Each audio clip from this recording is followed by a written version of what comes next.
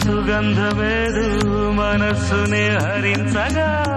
మరాళినైలాగే మరీ మరీ నటించనా విహారినై వాడే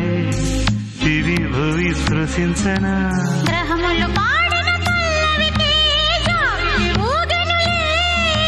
కొమ్మను